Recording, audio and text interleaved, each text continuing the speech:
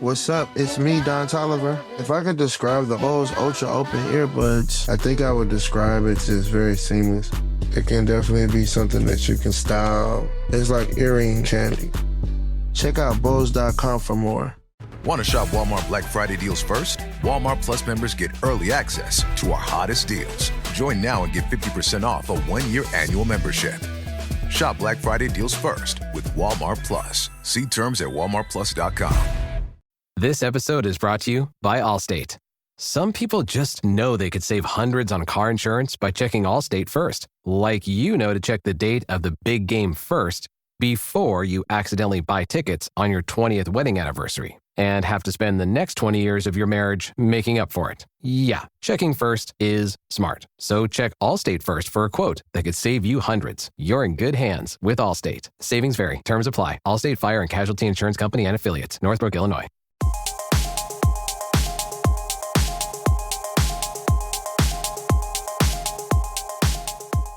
Welcome to Book Talk for Book Talk, a podcast where we deep dive into the writing of your favorite novels. This season, we're exploring Sara J Maas's first installment in the Crescent City series. This is Jac. And I'm Amy. This is part 2 of this week's episode. The views expressed by the hosts are entirely their own and in no way represent the thoughts or intentions of the original author. This podcast is a discussion shared to spark thought and conversation on the characters and themes of this novel. The interpretations presented in this podcast are just a few of the many possibilities. Listeners are encouraged to read along and share their own analysis of the text. Though the hosts speak mostly within the constraints of this book, series and extended universe spoilers may be discussed with or without warning. Explicit language as well as themes of sex, violence, abuse, depression, self-harm, and death will recur throughout this podcast. Listener discretion is advised. As we move into chapter 85, I want to talk about a fun element of the writing that I felt worthy of pointing out. As Bryce continues to fight despite her body beginning to tire, she's also running out of ammo. Such that when she fires, the sentences begin to become one-word sentences, and it mimics the sound of the gunshot. Bryce fired again, again, again.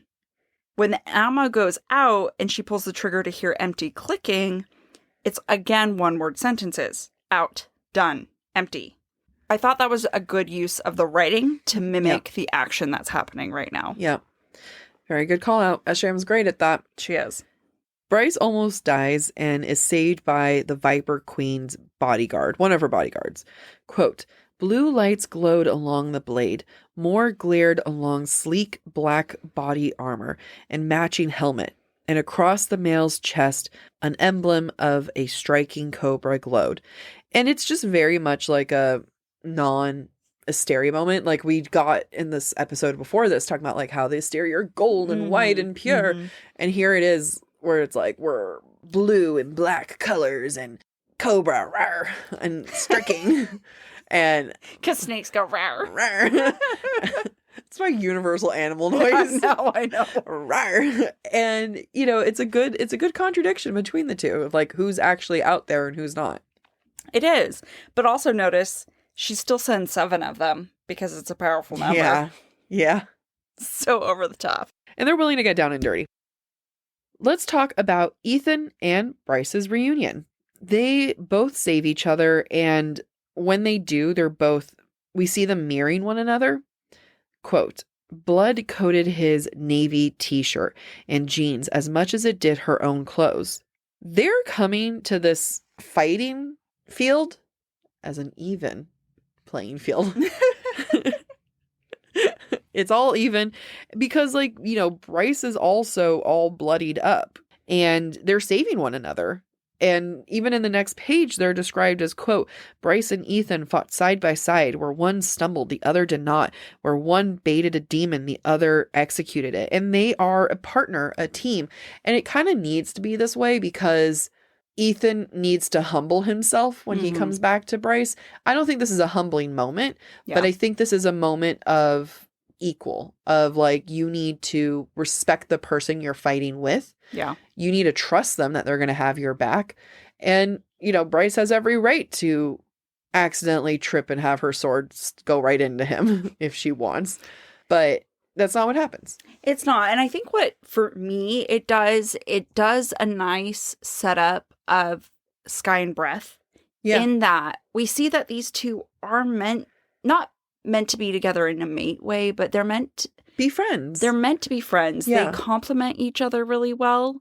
And so when Ithan gets kicked out of the den and Bryce takes him in, we're like, yeah, it's okay, even if he is a dick. Yeah. And it's also, I'm going to be talking about Sky and Breath. So if you've somehow listened this far and not been spoiled, warning. We find out in Sky and Breath that Ethan's in love with Bryce. Mm-hmm. And there's something that, like, knowing that and reading this scene, mm-hmm. I can feel that more. Yeah. Before I read this, it felt like, oh, this is my friend's younger brother. But there is, like, something more dramatic to this reunion. You can almost, like, sense that in the way that it's you, right? Yeah. It just feels like there's a lot of history. Yeah. Yeah. And we get a better sense of that in Sky and Breath. Yep. Also, quote, gore splattered her sneakers, her leggings. Gotcha.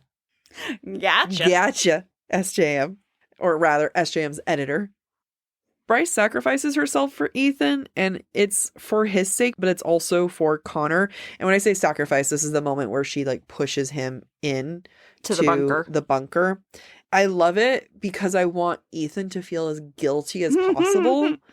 And I want him to feel like shit. So that's the joy of this moment. I just, like, love the extra, like, the drama of the moment of just that, like, she lands against the wall and he starts pounding against trying to get out and stuff. And it's like, yes, feel guilty. I also saw this moment as Bryce paying forward Lehabah's sacrifice. Lehabah sacrificed her life for Bryce. So Bryce, in some way, in her own guilt, now feels the need to sacrifice her life for Ethan's. Yep. And she says it's for Connor. Like, she says, like, it's Connor's Hunt's younger brother. Yeah. It's Hunt's point of view. Oh, it's Hunt's point of view. But I feel like Hunt's point of view is right. Hunt's always right. Yeah. I mean, like, it's, like, for Connor's younger brother. Yeah. Like, there's the guilt that she has for Connor and the pack of wolves dying, or the pack of devils dying. This is her redemption. Right. Redemption in her own mind. She didn't need to sacrifice herself. She chose to sacrifice herself. Seriously. No one's asked this from you, Bryce. Nope. Also, more beautiful imagery from SJM. Quote, the sunset, a vibrant wash of orange and ruby, like the final battle cry of the world before the oncoming night. Bryce is alone and without a plan at the moment. She's without a plan for about 5 seconds. Yeah. Before it comes in. And we are able to get a sense of that hopelessness just by that description of the environment. And again, note to writers or people who are just interested in the concept of writing. But it's something that I like to do, and so do others. In my final draft, I'll write, so in general, in my first draft, I'll write like they were sad or they were angry. And then I'll go through, catch those moments in my rewrite, and then see how I can redirect it, right? Like, so it's not like SJM said, Bryce was hopeless. She said that, she describes the sunset like a final battle cry. Mm-hmm. Like, find these little moments and, like, look to the environment, look to other things that could describe their emotional setting. So an example of that again, quote, the only thing she could do as the light began to fade, alone, she was alone out there. We're not getting Bryce's sad. Right.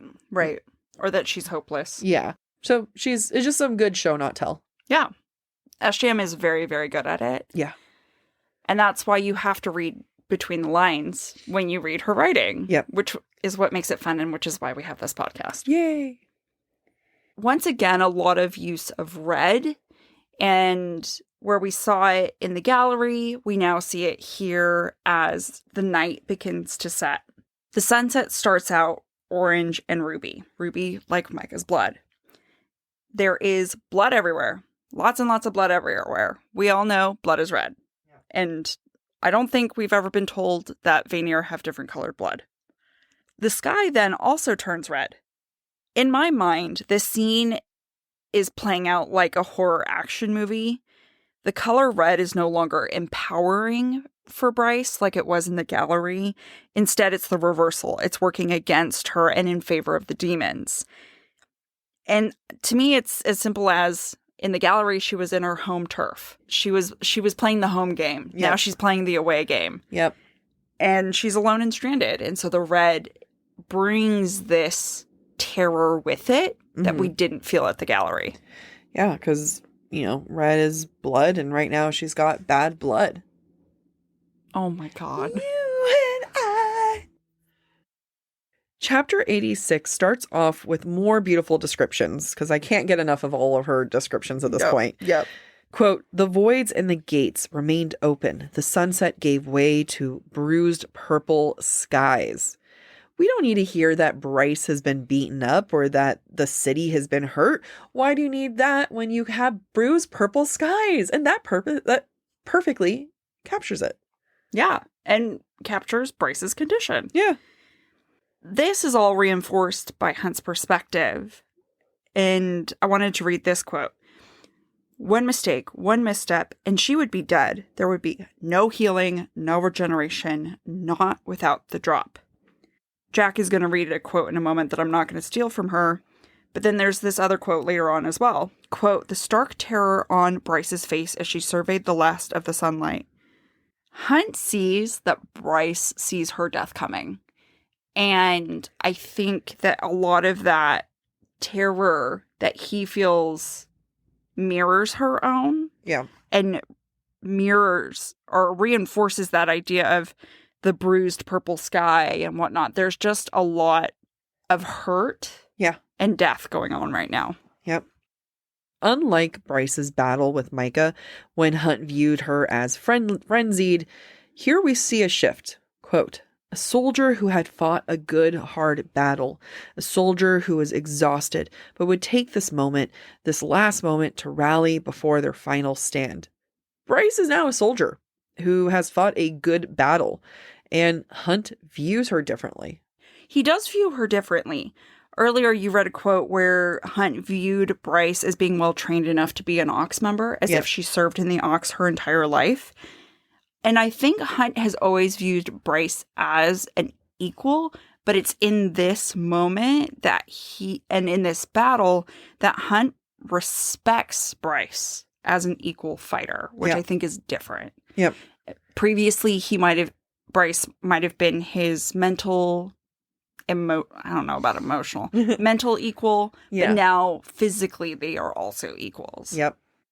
And this is when I was doing notes where I did cry, and when Bryce calls Hunt to say her final goodbyes and she goes through all the goodbyes, I was tearing up. And I have here, I kind of list them out to see if Amy had like different notes about it. Mm-hmm. The only note I have when she talks about her mom was, I have nothing to say to it. I will lose my shit. I can't even pretend to imagine what that would be like with my mom. The one thing I thought of that I didn't write here is that she talks about her mom made her, and, Yeah. It made me think of the Ember secret chapter and how you see Bryce reflected in Ember. Did you finally read it? Nope. Okay. I'm just going off what everybody else said. All right. Am I wrong? No. Okay. But you still don't get to be part of the club. Then Bryce starts to, say like, tell my dad, and the Autumn King kind of flinches, but she says, quote, tell Randall that I'm so proud I got to call him father, that he was the only one who ever mattered. Hunt could have sworn something like shame flitted across the Autumn King's face. Truther! Autumn King truther right here. Then she says goodbye to Rune. And I don't have notes, but do you have notes on Rune's goodbye? Yeah, the only notes I had in this moment is that SJM to the bitter end will plant breadcrumbs. Yeah. And we're about to have the big reveal where Bryce reveals she's Starborn. Yep. But we still don't know it yet. But there's still going to be breadcrumbs in her goodbye that lead up to this moment. This moment. I really feel like Rune is getting, what's that phrase called? Wrung through the dryer? Like, he's just getting emotionally beat up right now. Yeah, he really is. Like, it goes from like, Rune, I just tell Rune I forgive him and I love him and I just wanted to look out for him. And then it's like, even her, when we get to the phone call with her mom, it's like, she did it because she loved Rune, and Rune's over here being like, what did I do? was nothing but nice to you. And then Bryce's goodbye to Hunt has her putting her hand over her heart, very similar to what the Prime was doing, saying that, like, you know, she was waiting for him, but it's like, you know, this shows that Hunt is part of her pack. She's a lone wolf. He's a lone wolf. Together, two wolves. That's called math. When Bryce puts her hand over her heart, it also makes me think about the fact that the truth is about to be revealed. It's not until Hunt unlocks Bryce's heart that she's once again able to access her starlight, and that's going to come back again in the next chapter. I also want to point out something that we see on the cover of this book. There is a heart-shaped lock over the chest of the woman on the front cover. Yeah. And to me, that's really speaking to this moment where Bryce was waiting for Hunt to show up and unlock her heart. Yeah. Can't think of a Taylor Swift quote off the top of my head, but, you know, there's just so many. After saying her goodbyes, Bryce is ready to take off to the gates. Quote, she opened her eyes, got to her feet as true night fell. As someone who is true light, it makes sense that Bryce needs to lose all of the light and step into the darkness, into true night, to let her light shine. Shine bright like a diamond. Oh my God. That was not planned. Chapter 87, we see Bryce's light for the first time. For a light that's just a light, there's a whole lot of use of color to describe it. Quote, a faint white radiance. The light she held was so stark, it contrasts the rest of the world into grays and blacks. Slowly her eyes open, amber blazing like the first pure rays of dawn. Clever use of colors to describe light, you know, that's just light. Yeah. And I also want to point out that the light grows in brilliance. It starts out small and faint until it's bright as a sun. And her eyes end up reflecting that sun because, in my mind, she's the dawn of hope after the night has set in. Hunt makes a point to say that light is drawn from her, quote, shattered heart, as if her heart is a bottle that's been broken and the sun has escaped its confinement. And I just thought that was a beautiful It's image. so beautiful. I don't even remember it. Like, you read that and I was like, damn, was that in it? The whole bottle being broken? Yeah. No, that's me. No, oh no, I meant like the sun. Shattered heart? Yeah, that was you. The shattered heart quote As is if the from bottle that's been broken and the sun escaped its confinement. That was Oh, you. no, I wrote that. Good job. Thanks. Thank you. That's the image that scene elicited in my brain. Good job. I see what you're doing here. Thanks. Flexing some writing skills. So we see the same concept of Bryce's heart being unlocked or being opened and the starlight coming out when we get the flashback scene that reveals the full truth about Danica and Bryce's motorcycle accident. Quote, I love you, Danica said again. Danica had never said those words to her, not to anyone Bryce knew, not even Sabine. Bryce watched the tears roll down Danica's proud, fierce face. A lock clicked open in Bryce's heart, her soul. Just like Bryce wore Danica's jacket and brought Hunt's guns, only Danica and Hunt have achieved the necessary connection to Bryce to truly open her heart and allow Bryce to share her gift with the world. While I would like to gripe about the placement of this flashback, it is, I think, necessary. The placement's a good placement. It is a good placement when you tie the connection of the starlight and Bryce's heart being unlocked. However, I have to acknowledge that it's been a long time since we've had a flashback to this memory. That's what my complaints have been. Which, yes, is correct. Early on, there were so many of these references that we were relieved by the time they stopped because they weren't revealing anything anymore. In my mind, they were long enough ago that I stopped caring about what happened, which also kind of makes it okay that it's here, that it's been so long. I'm very, very conflicted about this moment. Because I just edited episode 12, there was a moment after her and Rune kind of come to a tentative peace Mm-hmm. and stuff. And this is before Hunt. It's like after Hunt's arrested and before she like, you know, says, "Buy me instead." Yeah. That was a moment that I said like this would have been a good time for her to have a flashback because Rune's like, "Why won't you be friends with me?" Essentially. Yeah. This, like, we did need more of this. We needed one more bigger reveal. I don't think that it's been done well until this placement. And where it's located geographically in the story makes sense. Yeah, I think I agree. I would have changed more of the lead up to this, of the placement of the earlier clues about this moment. Yeah. Because if you look at the overarching picture, it doesn't quite work for me. No. However, what also is good about this, so as we've said, we like the placement of it here in connection with the starlight. It also makes Danica's reappearance, which we don't talk about in this episode. Thank God. Thank God. But it makes Danica's reappearance when it does happen even more emotional because we've just gotten Danica here. Yep. Good point. What I like about the use of the sun in connection with Bryce, both in the flashback as well as the current scene, is that it makes her seem like a force to be reckoned with, that she embodies the sun. Like Jack said, there's a lot of clever use of color. The world is being bleached into blinding white throughout this scene, and this scene being the flashback scene, so that when Bryce returns to normal, she eventually is able to just see the blue skies and the olive trees come back. What I liked about this is that as she exhibits her starlight, Bryce is otherworldly, she is celestial, she's in space, even her hair defies gravity. It's as if she's on a different plane of existence compared to those around her. And as she's being grounded again and seeing the blue skies and the olive trees, she's at the same time grounded by the wonder and love of Danica. And it's just this really beautiful thing that's happening. She expects Danica to be horrified. Yeah. But instead, Danica is in awe of her. In awe of her and continues to love her. And that's the grounding force. Yeah.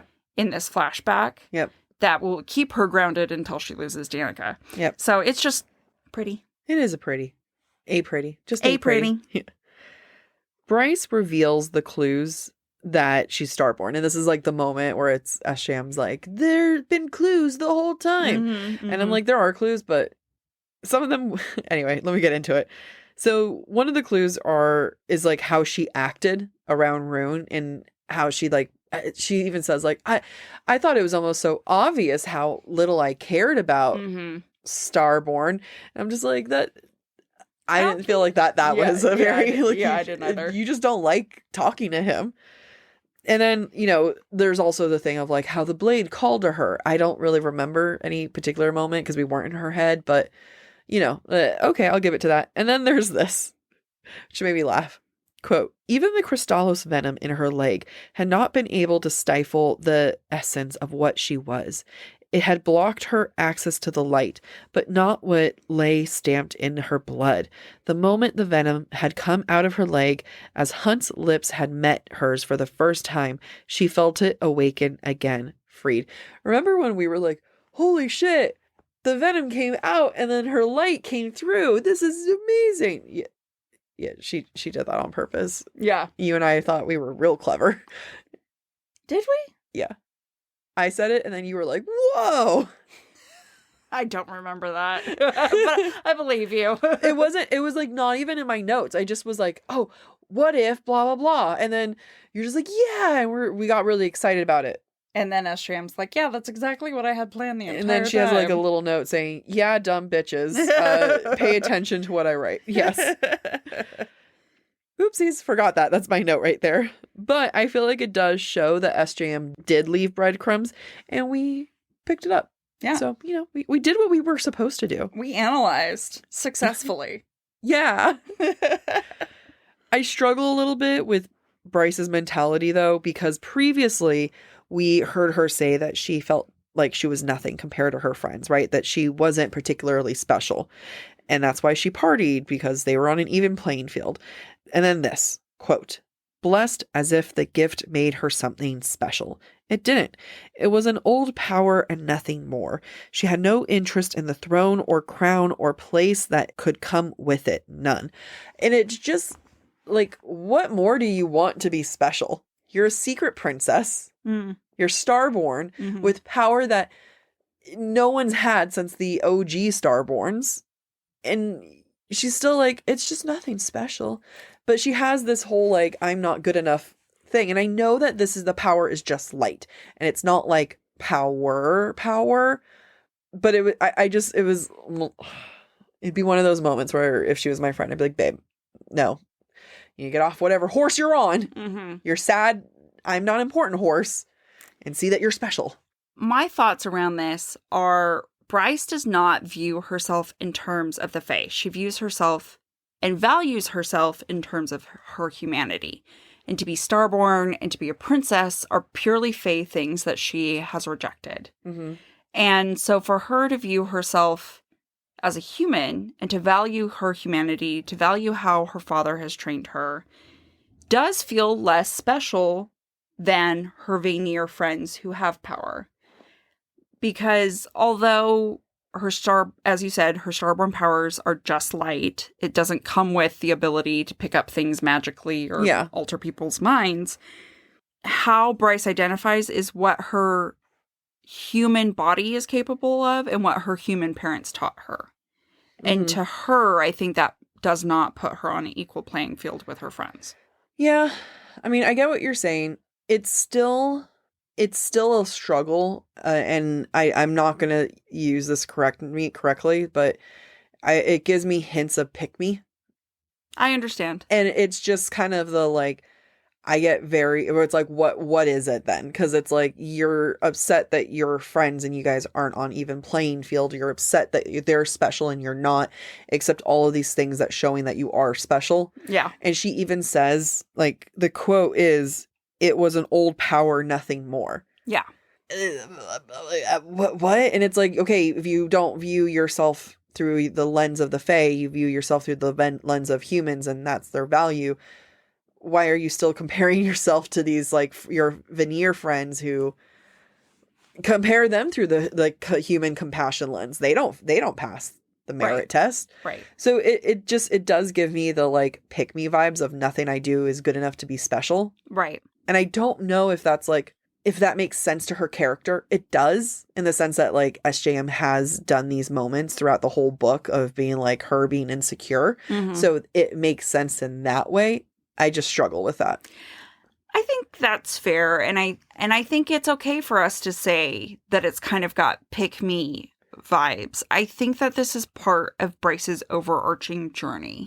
That she has to come to terms with. Yeah. And this is just the first step, right? We're going to see her continue to struggle with this concept of being starborn and being Fae and being chosen in both Sky and Breath and Flame and Shadow. So I'm okay with it that there's this dichotomy and almost inconsistency within her. Yeah. Because it is still a mental struggle for her. Yeah. It will be, now that we've gone through this deep dive, having this lens of what we've been talking about and then going to read book 3 and how she handles the ending and the conclusion there. It'll be good to read that. I'll have to listen to this whole season. I know. I'm going to have to do a season recap episode. For ourselves. Yep. One of the things SJM does very well, it's mirroring and bookending. Quote, the quartz of the gate was a conduit, a prism, able to take light and power and reflect them. She closed her eyes, remembering the rainbows this gate had been adorned with in the last day of Danica's life, and when they come together, made their wishes. It mirrors and it bookends. Wow. It's a bookend mirror. It's a parallel. No, that's fuck. I was like, no, I'm not picking my nose, ma'am. I don't need the tissues. I'm gonna throw something at you. You're right. That is just, like, that's called parallel. Fuck. All right. I'm sorry. No, it's fine. That's good. You're right. Fall has officially started here in Los Angeles, and that means we finally get to do fall activities. I have been counting down the days for when I can go to pumpkin patches, maybe even hit up an apple orchard, and I get to do all of it looking super cute in my Quince boyfriend sweater. This weather is perfect for my dark academia vibes, and I'm so excited to bust out my washable silk blouse because you know I'm going to be taking pictures. Quince is known for their Mongolian cashmere sweaters from $50. And that's not all. Quince has so many other amazing things on their website. All of those items are priced 50 to 80% less than similar brands. That includes leather jackets, cotton cardigans, soft denim. Like, my entire fall wardrobe is genuinely turning into Quince wardrobe. By partnering directly with top factories and cutting out the cost of the middleman, we get savings as the customer.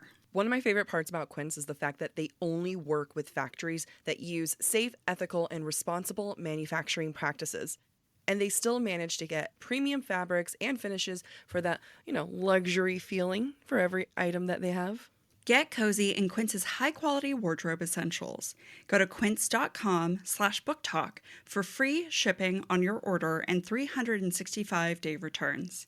That's Quince, QUINCE.com/booktalk, BOOKTALK, to get free shipping and 365-day returns.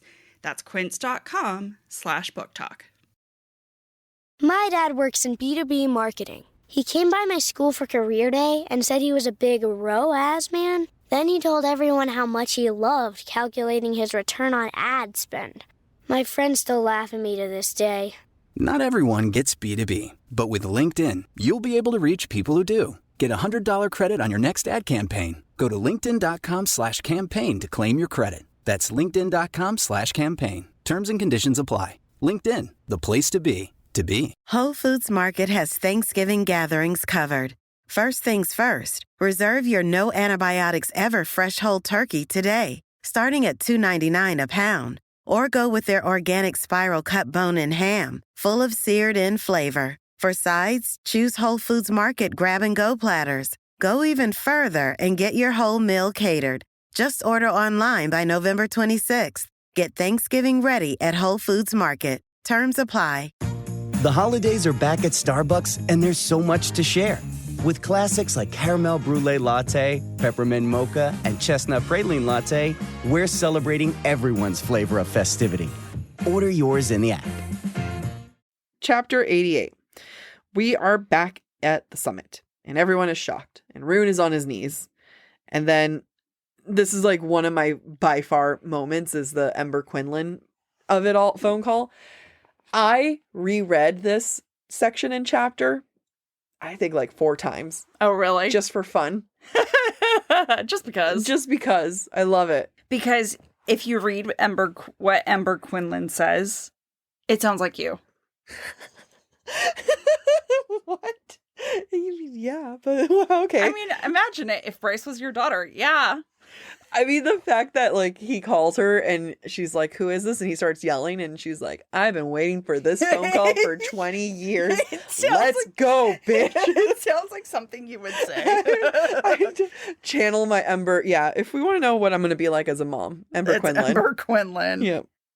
In this scene, Hunt is instantly in protective mode.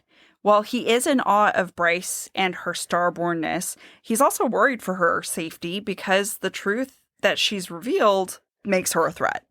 Who is she a threat to? She's a threat to Rune. So therefore, Hunt views Rune as a threat, because what if Rune, as a typical Fae, is like, wait, but yeah, this is my birthright. Yep.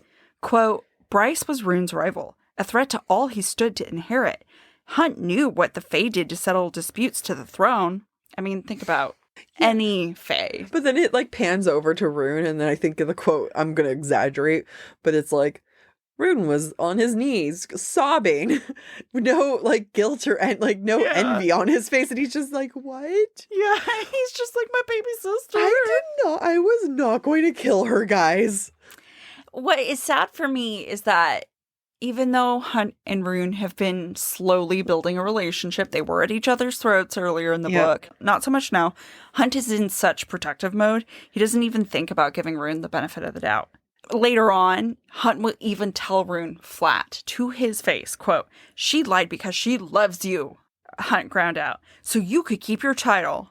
Because compared to the Starborn powers he'd seen from Rune, Bryce's were the real deal. Basically, he's calling Rune out for his small dick energy. How? Okay. I knew that was blasphemous. How dare you? His small Starborn Thank you. energy. All right. I know he's probably well endowed. We can only hope. Yeah. You said something like, now Hunt is like saying like she loves you. They're now kind of like on the same side. Yeah. Now that he knows that that's her brother and isn't a love rival. Oh, yeah, that's true. It's true. Because they talked about it being cousins, but it was always like distant cousins. This is true. And it's not until recently he's like, "Oh, Rune's your brother." Yeah. And now suddenly it's like, she loves you. If he would never have said that. If they were still cousins. Yeah. Kissing cousins. It's true. Ember is ready, as we were talking about a little bit, of the Autumn King when he calls, and he is furious at her, and she doesn't miss a second or a beat, and even laughs at him as she tells him the truth that Bryce blinded his soldiers. Like, I just love, she's like, "Who do you think did that to your goons?" And the fact that like Bryce couldn't trust the Autumn King, and she's like, "You did that." And Bryce loved Rune so much more than she hated the Autumn King. Like, I know you don't know that Rune is listening, but you're really trying to make Rune feel guilty, and he did nothing. I don't know if it's about guilt. No, I feel like this is SJM I'm talking to. Oh, okay. I don't think Ember's trying to make Rune feel guilty. No, it just feels like every single blow. I mean, but I love a groveling guy. So, here I am. Well, to me, what it is, he's such an emo boy. He doesn't understand his own worth. And he's also probably never really felt loved other than by his simple mother. And so he's simple mother. Oh, wow. He basically calls his mom a simple woman. He calls his mom a simple woman. Women supporting women. I'm just saying what Rune said. But I think all Rune has ever wanted is for Bryce to love him. And now he's finding out, wait, she loved me this entire time? Yeah, it's like, look, all he wanted was his sister to love him. Yeah. So it's like, find out the way that she loves you in the most devastating way while you watch her almost die. Right. And, she's been ignoring me because she loves me? Yeah, What? like all this time. Yeah, it's kind of like SJM it's just making him hurt on purpose. Yeah. I thoroughly approve. Yeah. Well, yeah. The Autumn King then throws a pitcher of water from across the rune and loses control. And I want to say, I recognize it. Not healthy. Not a fan of violent outbursts.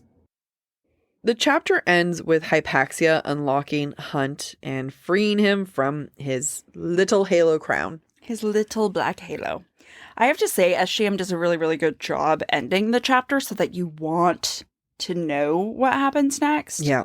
And I wrote this, I think, because of some of the audiobooks I've been listening to lately, and it's not necessarily the ones that we're doing for book club.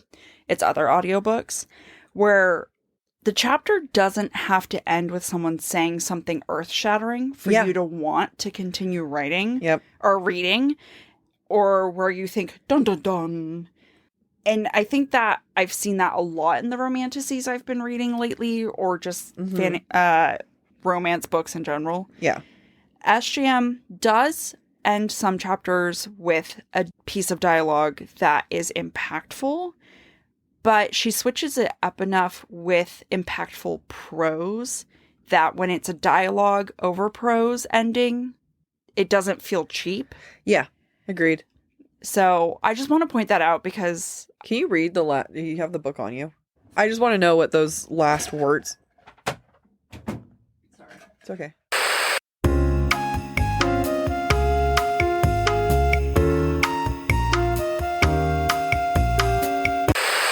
So yeah, go ahead and read us those last words that you're talking about. Sure. And this is a good one, but she has many good ones.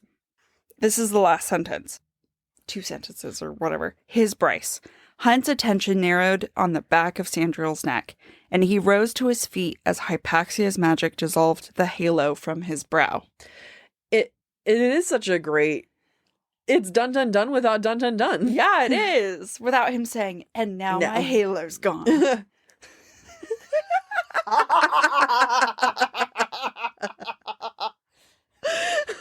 Or gasp, Rune said. His halo's gone. Gasp. Rune said. You felt real good about yourself earlier with that sun in a bottle thing. Gasp. It's a Friday night and I'm tired. Gasp. We're still gonna go work out after Are we? this. We'll see. Gasp, Rune said.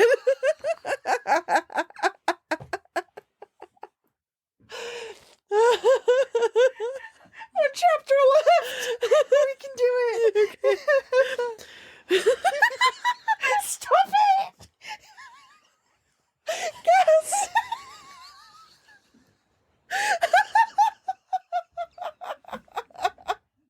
Oh.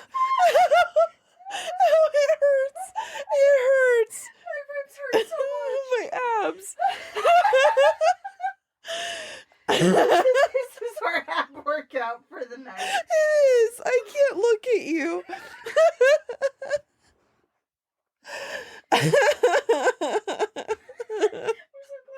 I know. Okay. Damn it, it's me. Sit back. I'm trying. Okay. My ribs hurt. It hurts. In the start of chapter 89, Hunt kills Sandriel, and the killing, it doesn't last that long. I mean, like, it's slowed down, but it doesn't last as long as it did for Micah. And for someone who thought that Bryce killing Micah was frenzied, Hunt's killing is even more aggressive, is like what we were saying earlier. He holds Sandriel's head. Like, he fills her up with lightning, and then he rips her head off of her body with his bare hands. And, like, all of it is understandable, but I have a lot of thoughts on this in the breadcrumbs. Okay, great. Yep. What I like about this area, even though the time doesn't get slowed down as much, there is a lot of content about how powerful Hunt is in this brief period that his halo is off. First of all, the archangel, Sandriel, is slower than him by comparison.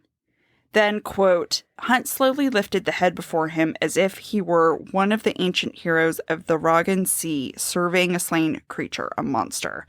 He's the hero, she's the monster. Yep. It's very, fairy tale-esque. And then finally, he flays her from the inside out. Yeah. And that's a cooking skill. So, food is power. Angels get into line real fast. Quote, the angels in the room all knelt on one knee, bowed. Even wide-eyed Isaiah? Isaiah. How did I even wide-eyed Isaiah Tiberian. No one on the planet had that sort of power. No one had seen it fully unleashed in centuries. I don't know why I had it for room discussion. I think it just goes back to my earlier point. There's a lot of power here. There's a lot of power in the room. I mean, and it's like this moment will come back in the third books. Yeah. 2 books from now. We get this quote, and I really wish we saw more of this in the next book. Quote, Hunt threw the Autumn King a feral grin. Rune felt a sick amount of satisfaction as his father went pale. And I just wish there was more of Hunt feeling powerful. We don't really see that again, and there isn't that big of an impact. And I get it, his mental state isn't, I'm a big, bad, powerful guy. His mental state is just happy to be free. Yeah. Don't want to go back into that. But they make such a big thing of the angels bowed and got down on one knee, and, he has a feral grin. Mm-hmm. And we don't have that again. Yeah, I wonder to what extent it's almost this feral grin is a product of his bloodlust in this moment. Yeah. That he's riding the high of killing Sandriel. Because you're right, he gets very in his head about here to be free, not to be greedy or whatever. Yeah. I also chalk up a lot of how Hunt is treated more around his Umbra Mortis mythology rather than this moment. I think his Umbra Mortis persona carries more weight. Yeah. And to what extent is this the Umbra Mortis over Hunt at his true form? We've seen a lot of parallels and mirroring in this episode, and I just wanted to point out another one. Bryce and Hunt both get to kill an archangel and a governor. Woo! And what I like about this is that when they kill their respective archangels, when Bryce kills Micah, when Hunt kills Sandriel, they are using the most innate power available to them. Hunt, his lightning, Bryce, her ability to use human weapons. And to me, that makes them equal, not because from one point of view, you could say, well, Hunt's more powerful because he's Vanir and he's got lightning and nobody else has lightning. Mm-hmm. But to me, they're able to access the most powerful parts of themselves. And through that, we're able to kill archangels. And I think that makes them equals. Yeah. And as we've seen, Hunt respects Bryce. Yep. For the ability that she has. I think that they definitely end this book much more equals than either of them realize. Yeah, I agree. And a little bit to their detriment. Yeah, also true. Hunt gets back into the swing of things. Quote, every decision, every order flowed from a long, quiet place within Hunt. And this is exactly what happened with Bryce when she was freed of the Crystallos demon venom. Like, immediately it was like something inside her clicked and started to flow out. It was her light. And once Bryce and Hunt were free, Hunt being free of his crown, their true gifts are able to shine through. Yeah, you're exactly right. I didn't realize that my note repeated your note. So yes, more power to you. Yay. And allow me to submit into evidence that Fury is a bad friend. Once again. Hunt asks her if she knew about Bryce wanting to kill herself, and even Rune wants to hear about it. Both feel devastated knowing about how bad it got and that they had no idea. Of course, Hunt wouldn't know. He didn't really know her. But, like, you know, everyone's like really like, oh my God. Yeah. I had no idea. And Fury says, quote, Bryce was a ghost for a long while, Hunt. She pretended she wasn't, but she was. You brought her back to life. That's not an answer. Because either A, you didn't know and you feel guilty, then just say it. Yeah. Or B, you did know. And that makes you even worse of a friend because you never came back to check in on her. And I want to submit into evidence why you shouldn't always end a chapter with a quote. Because this is, you brought her back to life is the last thing that's said. And that's supposed to be the impact, right? That like, oh, Bryce was brought back to life by Hunt. Instead, we're like, yeah, that's great. But Fury, you're a bitch. You never called Bryce. Yeah. Even after you knew she wanted to end her life. Like, really? Yeah, either you didn't know or you, which like, just say it, but you're she like, obviously did. Well, I don't know if she obviously did though. Because to me, that's a very I didn't know answer. Like I think it's safe to say like she was a ghost for a long time. That's fine. I'm not saying that she didn't know. I have no opinion on like whether she did or didn't know. Yeah. I just don't think it's obvious one way or the other. I just think that she's a bad person either way. Well, I think earlier when Bryce and Fury were in Bryce's apartment, I thought Bryce said, oh, obviously June told Fury about that night. Oh, yeah, you're right. You're so right. Fury you're right. does know. And Fury is hedging. Because she's a bad friend. And she doesn't want to own up to the fact that she did know and didn't do anything about it. I'm so disappointed in Fury. In so many regards. Yep. Ready? I mean, honestly, maybe she didn't. The reason why she didn't have any screen time in any of the other books is because she didn't deserve it. Then kill her off. Yeah, that's fair. Now, moving on to our non-multiverse breadcrumbs. In chapter 80, we see Bryce ready her shot to kill Micah in 2 seconds, which she will repeat at the end of Flame and Shadow. Oh, yeah, she will. Uh-huh. Oh, that's cool. Isn't that cool? Yeah, you're right. Oh, that's awesome. In chapter 81, as Hunt watches Bryce light Micah on fire, he thinks, quote, vengeance incarnate, wrath's bruised heart, she would bow for no one. Hunt's lightning sang at the sight of that brutal, beautiful face. Like, his lightning's literally singing for her because he was made for her. His lightning was made for her. That's right. In chapter 83, quote, Jessica Roga made no attempt to contact the Underking, but kept her eyes fixed on the feeds. Her face was ashen. Maybe because she's reliving her own trauma from many years ago. Yep. In chapter 85, as Bryce and the Viper Queen's Fey soldiers fight the demons, Bryce observes, quote, but more of hell's worst thundered and soared for them. Thunder reminds me of lightning. Maybe it's a clue to Hunt's ties to hell? Maybe. Also in chapter 85, quote, all shifters were at least 3 times the size of normal animals, but Ithan had always been larger. Maybe because he's prime material. Because he's an SJM character and all SJM males have to be bigger than anything. In chapter 80, that's not done with shade. Same. In chapter 87, quote, she never done it before, wholly remove the star itself. She has one of 3 parts of the original star with Thea. She can remove it just like Thea could remove hers and put it into her daughters, as we can see in Flame and Shadow. I just thought that was important. That is important. It's cool. In chapter 88, while everyone at the summit watches Bryce go Super Saiyan, I can tell you wrote this, quote, Bryce possessed the light of a star such as hadn't been witnessed since the first wars. Jessica looked like she'd seen a ghost. Because she was there. Super Saiyan. In chapter 89, quote, the angels in the room all knelt on one knee, bowed, even wide-eyed Isaiah Tiberian. No one on this planet had that sort of power. No one had seen it fully unleashed in centuries. Because he has power, his powers come from hell. That's why no one's seen it. Yep. Also, and it's not of this planet. Yeah. And you're not going to choose to be powerful. It's just annoying. It's the bowing scene not coming into play in the 3rd book. Yeah. It was very much like he's going to be the leader of the angels. Yeah. And he's like, psych. You know just what? Isaiah. But maybe that's actually a clue.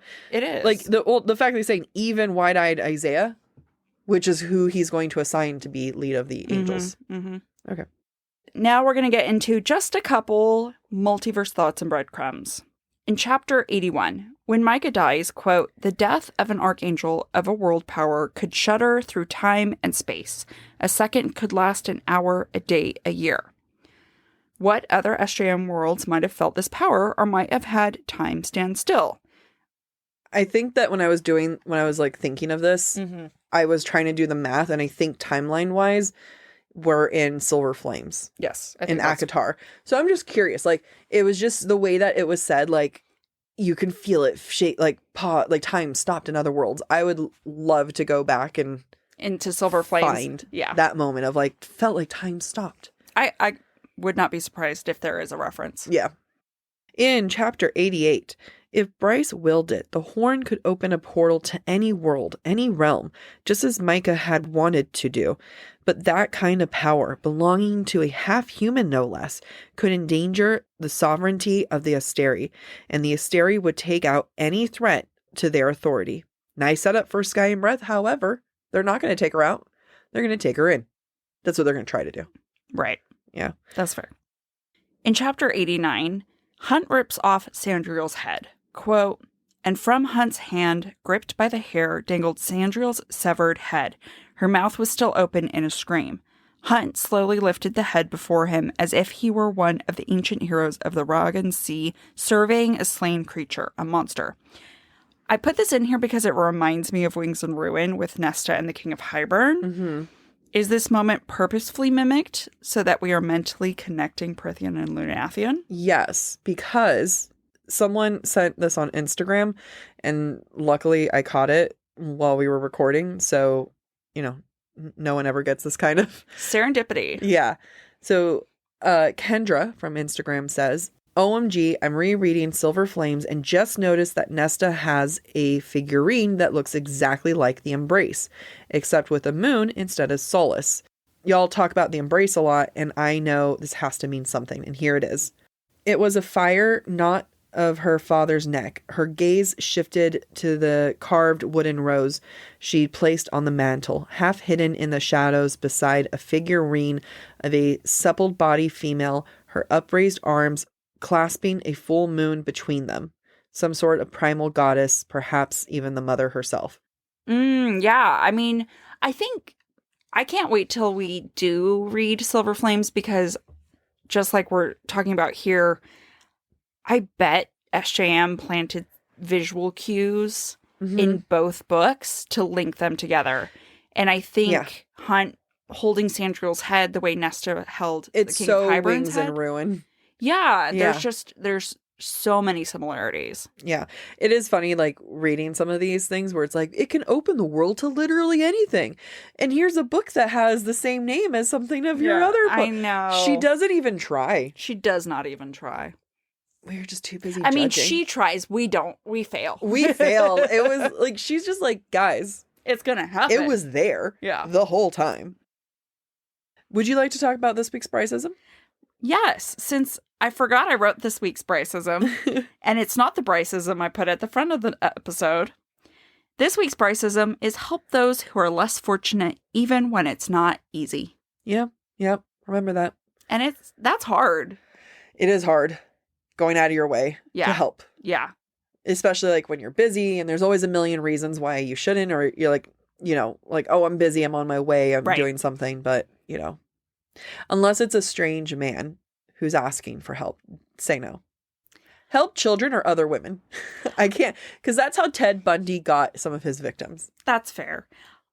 I will say the one thing I will always try to do is if I see someone who looks like they need food, I will give them any food I have. Yeah, yeah. Because I can't go with you, sir, but I can give you some food. No, that's agreed. And even just like, you know, helping an old person cross the street, you know, like just little things like lose a few minutes to what you're trying to do and where you're going to help someone. Yeah. I can afford a $15 lunch. You can take the lunch I packed or whatever the case is. Unless it's a man. Then we don't help them. I just think Ted Bundy. I don't want people helping Ted Bundy. If they're on the street and I'm in my car, I will give them. Yeah, no, that's fine. You know what he would do? He would like have a pretend. He would put his arm in a cast. Yes. And ask women to help, like load something. Yeah, yes. I will never do that. Bryce-ism. Don't help a man put stuff in his car if he's got a cast on. Yeah, absolutely. Amy. Yes. Got a question. Yes. Are the various elements and surprises convenient or earned? You cannot tell me that after nearly 800 pages, this is not earned. Boy, does she earn this. She worked so hard to earn every moment that we just read. Does it feel convenient that the antidote is by the bullet in the safe? No, because we saw Bryce put it there. We saw that why she put it there. She was like kind of angry. She didn't even want to look at it. It reminded her of Hunt. Right. Is it convenient that she killed Micah with a gun? No, because we saw the gun. We've seen her shoot the gun. Like, is it convenient that her synth healed her all up? No, because it was killing her. Yeah. And we saw her take the antidote. Yeah. Yeah, everything, even the starlight isn't convenient. There have been clues this entire time. Mm-hmm. I can't think of a single moment, at least in this set of chapters that we just covered, and in the majority of this last set of the book, the last 25% or so, it's all earned. And I think that's why SJM's books are always accused of the last 25% being really fast. It's because she spends the first 75% laying the groundwork for the last 25%. And you can see that with like every single one of her books where it's like, you know, even in ACOTAR in the first book with Farah's trials, it's like every single one of those, like, you know, her with the Midgard worm. It's Midgard worm. Like there's, you know, so many things of like, well, she was a hunter. This is how she did things, you know, like oh, she doesn't know how to read. Like all these things got to a point where you're like, ah, yes, this is why all this stuff is happening. Yep. And that's just SJM's signature. Yeah. And by this book, she's perfected it. And considering that it's almost 800 pages, and I would say you and I have only had maybe a handful of criticisms or critiques or things that we would change. Not even anything that was seriously like, this is the dumbest thing ever. You really lost us here. This doesn't make any sense. Things that we would just change. That's really good for 800 pages. Yeah.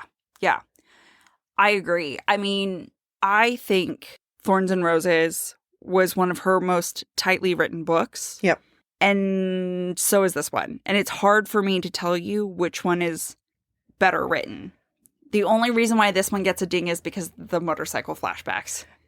I think ACOTAR, for me, is better written because she's trying to do more in this. She is trying to do more in this. And by having more things happen, and because we know where it goes, it adds some dings to it. Yeah. ACOTAR, it wasn't trying to set up the rest of the books the way that this one was. Yeah. So I think like I would then argue that we were approaching this one more critically than we did ACOTAR. Yep. So I do like ACOTAR more because it is more tightly written, but it's written in the sense of like she doesn't know what's going to happen all the way down to Silver Flames. Right. You know, she's not trying to plan this huge world and this whole thing that she has going on. Right. Try not to say any spoilers, but she's doing a lot here for a lot of setup, and that is going to automatically put her up for more quote unquote failures, but I don't think they were necessarily failures. Right. No, that's a great point. There's just a lot more threads, and it's a lot to try and weave. Yeah. And because we know where the threads go or don't go, I'm going to have like a much more critical eye to it and, fine tooth comb. Yep. But, at the same day, at the end of the day, good job, SJM. Good job, SJM. I couldn't do it. No. At least not yet. Not yet. I'll work up to that, but I've accepted my lane.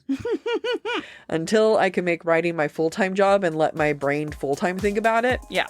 I'm, romance baby. Yeah. There's nothing wrong with it. Thank you for listening to this week's episode of Book Talk for Book Talk. We encourage you to rate and subscribe to our show on your preferred podcast listening platform. Next week, we will be exploring chapters 90 through 97 of House of Earth and Blood. We would love to hear your thoughts based on today's conversation. You can submit your comments to our forum at booktalkforbooktalk.com for a chance to have your feedback discussed during a future mini episode. If you are enjoying the podcast, please visit our website, booktalkforbooktalk.com, to view our latest merch and learn about supporting the show through Patreon, Ko-Fi, or Venmo. You can also follow us on TikTok or Instagram at the handle booktalkforbooktalk. Bye! The sky then also turns red. I need to...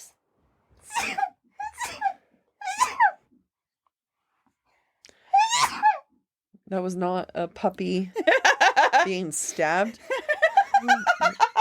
That was Amy sneezing.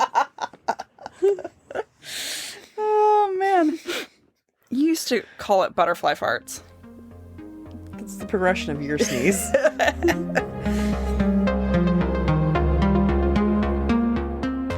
What? Sorry, I was trying to not wrinkle my forehead. I realized I was wrinkling my forehead. The look you gave me was scowling to, oh God. I need to... What did I do? What did I do wrong?